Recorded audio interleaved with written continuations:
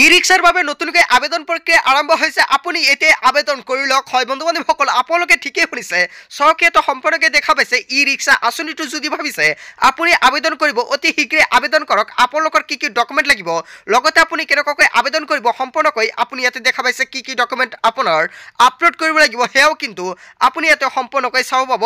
হয় বন্ধু বান্ধৱীসকল, ইয়াতে চাওক আপোনাৰ পান কাৰ্ড আপলোড কৰিব লাগিব, তাৰপিছত আপোনাৰ চিগনেচাৰ আপলোড কৰিব লাগিব, কেণ্ডিডেট ফটোখন আপলোড কৰিব লাগিব, এড্ৰেছ প্ৰুফ হিচাপত আপোনাৰ কি কি ডকুমেণ্ট দিব লাগিব, আপোনাৰ আধাৰ কাৰ্ডটো দিব লাগিব, তাৰপিছত স্কুল চাৰ্টিফিকেট আপলোড কৰিব লাগিব, কমিউনিটি চাৰ্টিফিকেট আপলোড কৰিব লাগিব, তাৰপিছত আপোনালোকৰ BPL চাৰ্টিফিকেট আপলোড কৰিব লাগিব, কাষ্ট চাৰ্টিফিকেট আপলোড কৰিব লাগিব, ইনকাম চাৰ্টিফিকেট আপলোড কৰিব লাগিব, লগতে আপোনাৰ এজ প্ৰুফ হিচাপত এডমিট কাৰ্ডটো আপুনি আপলোড কৰিব পাৰে। হয় বন্ধু বান্ধৱীসকল, আপোনালোকে দেখা পাইছে কোনকেইটা আপোনাৰ ডকুমেণ্ট লাগিব, এতিয়া আপুনি কেনেকুৱাকৈ আবেদন কৰিব তেনে ক্ষেত্ৰত বলক সম্পূৰ্ণকৈ দেখাই দিওঁ। চ' বন্ধু বান্ধৱীসকল, এইখন পেজত কেনেকুৱাকৈ আহিব নিশ্চয় আপোনালোকক শেষত সম্পূৰ্ণকৈ জনাম। প্ৰথমে চাওক ইয়াতে পাৰ্চনেল ইনফৰমেশ্যনটো দিয়া আছে, আপুনি প্ৰথমতে এইখন ফিল কৰিব লাগিব। চাওক ইয়াতে কেণ্ডিডেট নেম, যোনজন ব্যক্তিয়ে আবেদন কৰিব সেইজন ব্যক্তিৰ নেমটো ইয়াতে বহাই দিব লাগিব।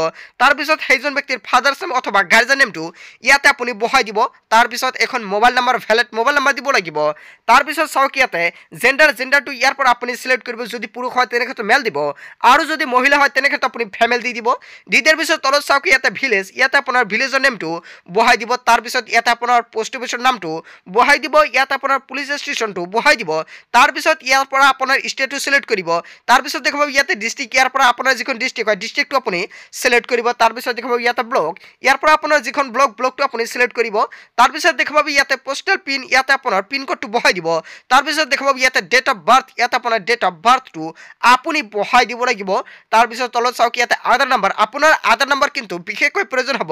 ইয়াতে আপোনাৰ আধাৰ নাম্বাৰটো বহাই দিব লাগিব। তাৰপিছত তলত আপুনি স্ক্ৰল কৰিব, স্ক্ৰল কৰাৰ পিছত দেখাব ইয়াতে এটা অপশ্যন দেখা পাইছে কোৱালিফিকেশ্যন ইনফৰমেশ্যন, ইয়াতে আপোনাৰ কোৱালিফিকেশ্যনটো দিব লাগিব। জাষ্ট আপুনি ইয়াতে ক্লিক কৰিব।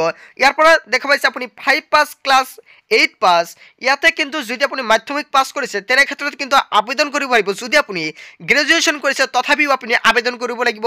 যিহেতু মই ইয়াতে 5 পাছ, তাৰ কাৰণে মই ইয়াতে 5 পাছটো দি দিছোঁ। তাৰপিছত দেখা পাব ইয়াতে আদাৰ কোৱালিফিকেশ্যন ইফ এনি, ইয়াতে আপুনি দিব পাৰে। চ' ইয়াতে আপুনি লিখি দিব যদি আপোনালোকৰ বেলেগ কোনো ধৰণৰ কোৱালিফিকেশ্যন আছে। তাৰপিছত দেখাব ইয়াতে আদাৰ ইনফৰমেশ্যন, ইয়াতে ক্লিক কৰিব। ইয়াৰ পৰা আপোনাৰ চাওক আপুনি জেনেৰেল কেটেগৰীত বাস কৰি আছে নে MOBC, তাৰপিছত OBC, ST, STP, যোনটো কেটেগৰী হয় সেইখন কেটেগৰীটো আপুনি চিলেক্ট কৰিব। চিলেক্ট কৰাৰ পিছত তলত দেখাব ইয়াতে চিলেক্ট কমিউনিটি, ইয়াৰ পৰা আপুনি চিলেক্ট কৰিব। চাওক কোনকেইটা কেটেগৰীৰ মানুহে ইয়াতে আবেদন কৰিব পাৰিব সম্পূৰ্ণকৈ কিন্তু দি আছে। যিহেতু মই মুছলিম কেটেগৰী, তাৰ কাৰণে মই মুছলিমটো চিলেক্ট কৰিছোঁ। তাৰপিছত দেখাব ইয়াতে ৰিলিজন আপুনি এইখন দিব পাৰে, চ' নিদিলেও হ'ব। তাৰপিছত চাওক ইয়াতে চিলেক্ট প্ৰিভিয়াছ, আপুনি জাষ্ট ইয়াতে ক্লিক কৰিব। ক্লিক কৰাৰ পিছত চাওক ইয়াতে প্ৰিভিয়াছ ট্ৰেইনিং, যদি আপুনি আগতীয়াকৈ কোনো ধৰণৰ এনেকুৱাকৈ লাভ কৰিছে আঁচনি, লগতে কোনো ধৰণৰ ট্ৰেইনিং কৰিছে তেনে ক্ষেত্ৰত আপুনি ইয়েছ দিব, আৰু যদি কৰা নাই তেনে ক্ষেত্ৰত আপুনি ন' ৰাখিব। ৰখাৰ পিছত তলত চাওক ইয়াতে ডিছক্ৰিপশ্যনত যদি আপুনি ভাবিছে কিবা লিখিব তেনে ক্ষেত্ৰত আপুনি লিখিব পাৰে। তাৰপিছত এজ অন 1 জানুৱাৰী 2024, ইয়াতে আপুনি জাষ্ট আপোনাৰ এজটো বহাই দিব। বহাই দিয়াৰ পিছত তলত চাওক ইয়াতে আপোনাৰ যিখন বছৰীয়া ইনকাম, আপোনাৰ ফেমিলি এনুৱেল ইনকাম, সেইখন আপোনালোকৰ আয়ৰ প্ৰমাণপত্ৰ হিচাপে ইয়াতে বহাই দিব লাগিব। তাৰপিছত চাওক ইয়াতে আপোনাৰ ডকুমেণ্টখিনি আপলোড কৰিব লাগিব।